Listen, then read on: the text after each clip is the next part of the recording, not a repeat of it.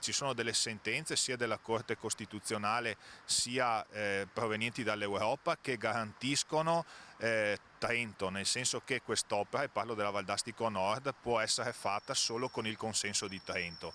Dall'intesa questo consenso non è emerso. Trentino 3, Veneto 0. Luca Ferrazzoli sintetizza così, con una metafora calcistica poco lusinghiera, il risultato del vertice tra Regione Veneto, Provincia Autonoma di Trento e Ministero delle Infrastrutture e dei Trasporti sulle opere che dovranno collegare i due territori.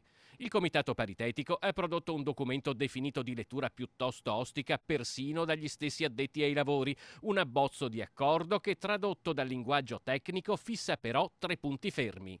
Non si farà un'autostrada a completamento della Valdastico Nord.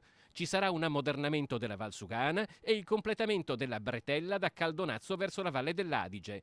Tradotto ancora più semplicemente, il Trentino porta a casa gli obiettivi prefissati, il Veneto no. Rispetto a quello che era l'obiettivo dell'intesa, che è quello di ottenere il sì al completamento della Valdastico Nord in autostrada, risulta evidente che questo obiettivo non è stato raggiunto. Risulta altresì nelle maglie dei comunicati la possibilità che vi sia un completamento della Valdastico Nord, ma evidentemente non in forma autostradale, e quindi a mio avviso l'alternativa alla 22 rimarrà comunque la superstrada statale 47, che dovrà essere ammodernata. Il tavolo che ha prodotto il documento è stato chiesto e ottenuto dalla Regione Veneto per avviare un percorso condiviso tra le varie amministrazioni locali. Ora c'è un abbozzo di accordo che, al di là delle posizioni di partenza, può anche essere positivo, ma dovrà essere giudicato sul campo una volta valutati i progetti o le idee progettuali.